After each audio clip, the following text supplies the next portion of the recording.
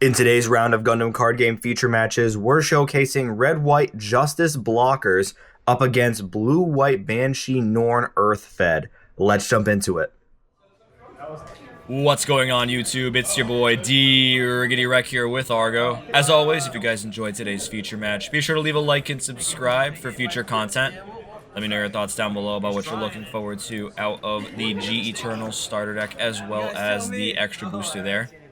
And I must admit, after a conversation with some of the regulars over at our local game stores here, it definitely looks a lot interesting than I initially gave it credit for.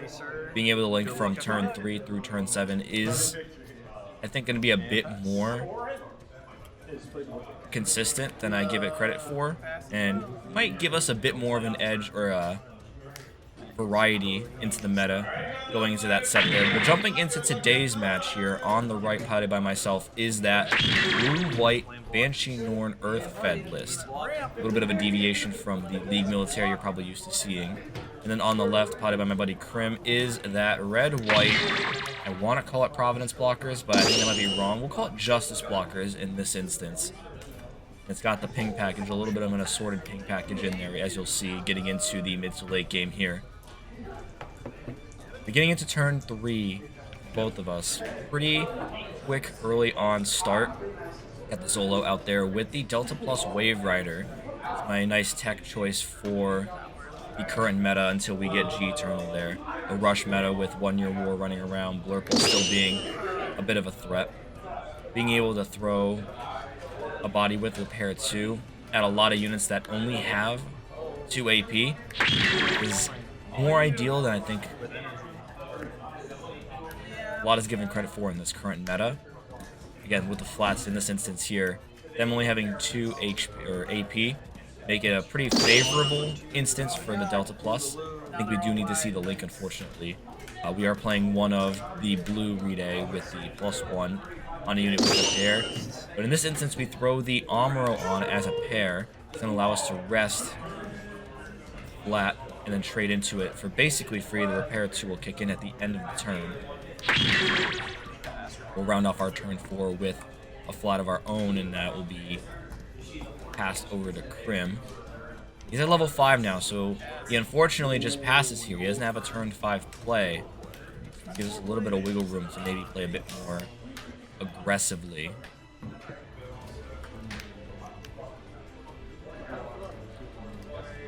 For us at level 5, we have access to the Silver Bullet. We are going to start by swinging Delta Plus, Red Shield, and then we'll throw down a Silver Bullet of our own.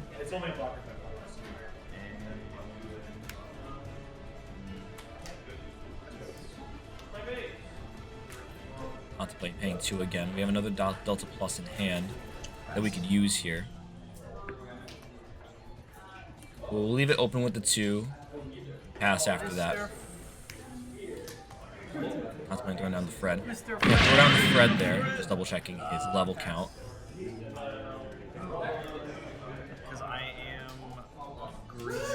And I think in this version of the list that G-Fred doesn't actually do any swinging of its own. It really stands up for just the pay 1 exile a pilot to ping the board for 1. Which can definitely be handy for making magic numbers. Go that into an improved technique, or that into close combat to get rid of something.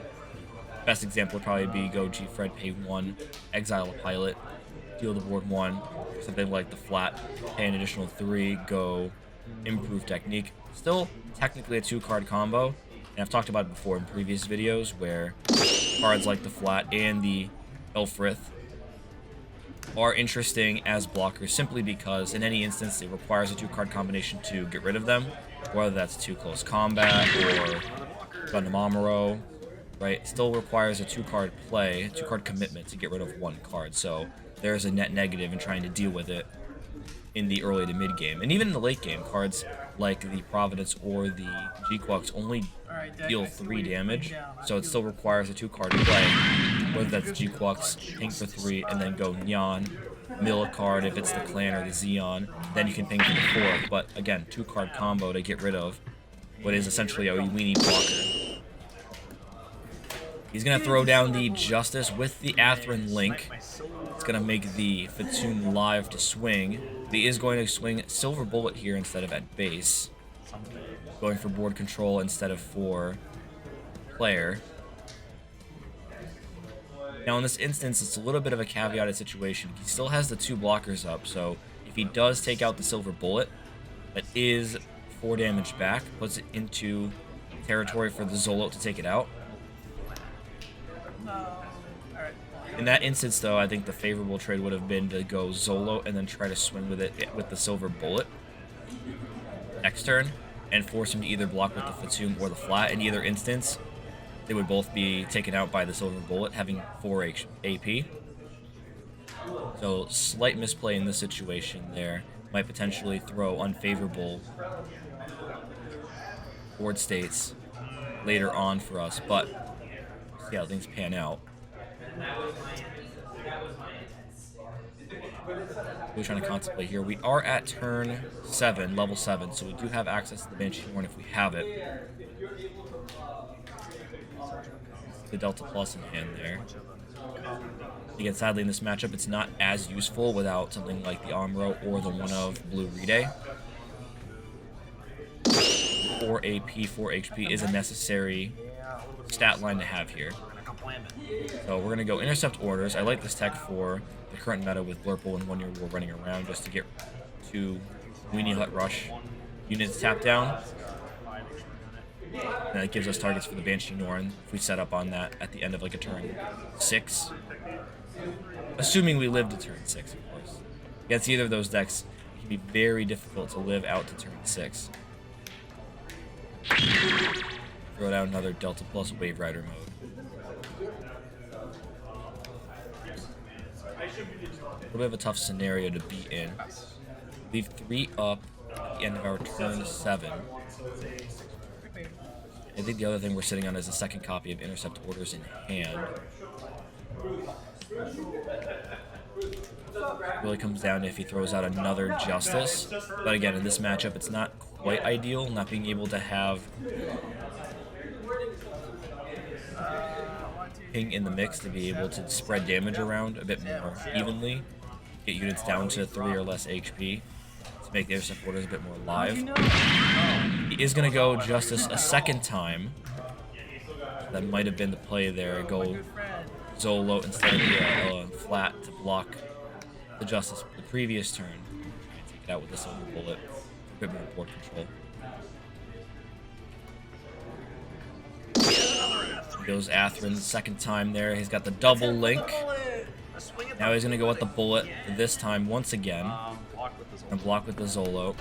So this is the instance that should have happened the first time, but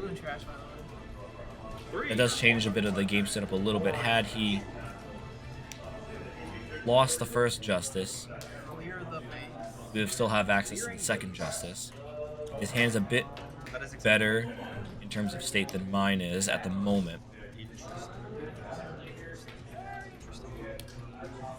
He's got, I think, a stronger board state than I do. Sadly, we're not seeing our high end there. We're missing our Papa Gundam. We're missing our Banshee at the moment. I see the Rede in our hand there, but what we really need is Banshee to set up for an opportunity to take these guys out.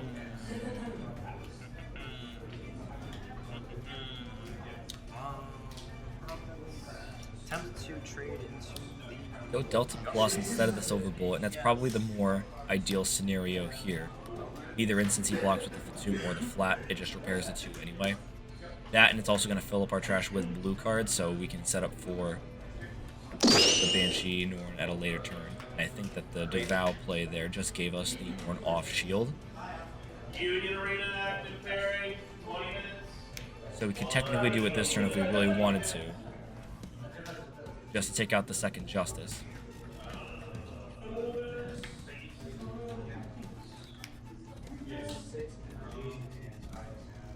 But I think at this state in the game, my mind state is at, if I go Banshee, try and take out a shield and the Justice here, still eating back 5 or 6 if he decides to block.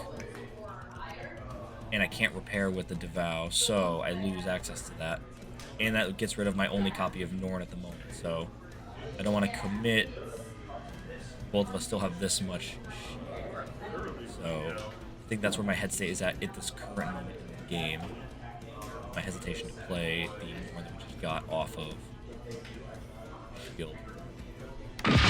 We'll play the Norn anyway. But no Link, we do not swing with it.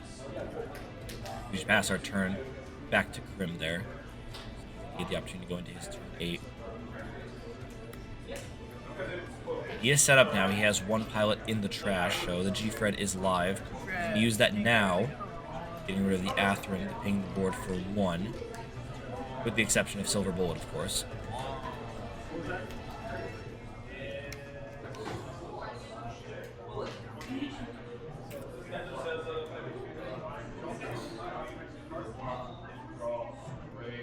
Pays the 1. And then he goes the 8-drop, 7-drop, level 8. G-Quux, take out the flat. And as I was explaining before earlier, again, go something like G-Fred for the 1 damage, and then you go something else to deal the remaining 3. Still a 2-card combo there, but he is going to take out the Silver Bullet with the Justice.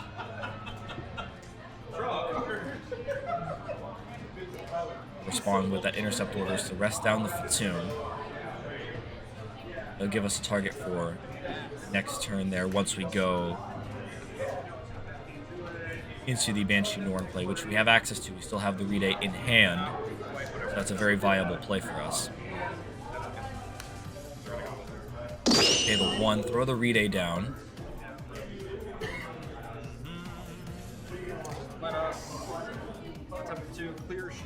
Going shield first, and that's -1 across the board. Except he's gonna see the close combat off shield. Unfortunate for our boy there. The 1 damage from that preceding turn there. Not see the timing of repair, so does not live, unfortunately. So now we go ahead and take out the Fatoon for free.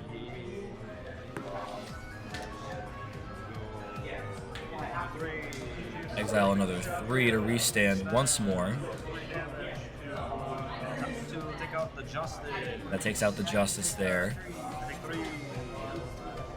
6, that's nice. 3. Yeah, so we only take 3 damage there.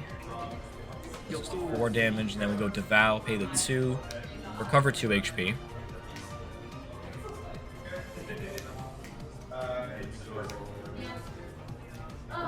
Pay an additional 3 for the Papa Gundam. Fortunately, still not seeing the Amuro. We've only seen the 1 early on. We really need to see that getting into these later turns in order to give us access to a way to rest units.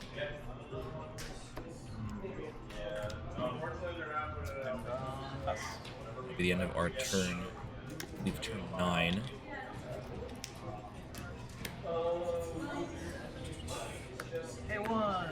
So Krim goes ahead and exiles the 2nd Atherin to ping the board for 1. If anything, it's I reduce it by 2, so it goes to -1, so I actually heal 1 instead. Oh shit, he's not wrong. Going negative numbers there. Sadly, that's not how the game works. He plays out the 2nd copy of the Omega Psychommu to take out the Papa Gundam. Unfortunately, I think that was the big threat there. We do have the copy of Corsica in hand still, so were we to play that, A, we would be down 1 more shield, and then B, the Tall Geese would have been easily taken out by either or. Now we're down to 1 body on board, staring down a wall of suppression and blockers and ping.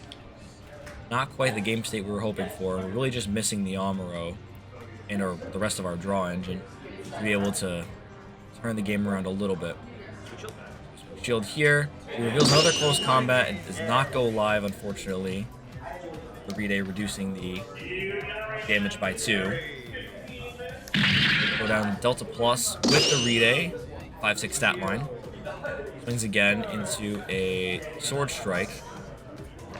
If you caught that from the early portion of the game, he is running the Kira package in here, a small Kira package. Sitting on 2 of those in hand still, I think. And I see what looks like his opportunity for endgame. He goes Providence 5. He has the Rao in hand. Goes Rao for the link. I draw. Base. Adds him back. Yakin Due that he discarded earlier. You get 5 left. Play the base. Pays the 1 for the Yakin Due. +3 here. Swing. The +3 with the swing. 3 to... We deal 3 damage, or in this instance, 1 damage. We lose our base. First suppression with the Omega Psycommu. No burst. Second suppression. Second swing. Only the Amuro. No base. Swinging the G-Fred for game. Thanks again for watching, guys. Again, if you enjoyed today's video, be sure to leave a like and subscribe. Let me know your thoughts in the comments below about what you're looking forward to out of G Eternal there. And Set 5. Set 5 is coming out next month. Very hyped for the G Gundam reveals. Very excited to see Shining Gundam coming in. Really nice.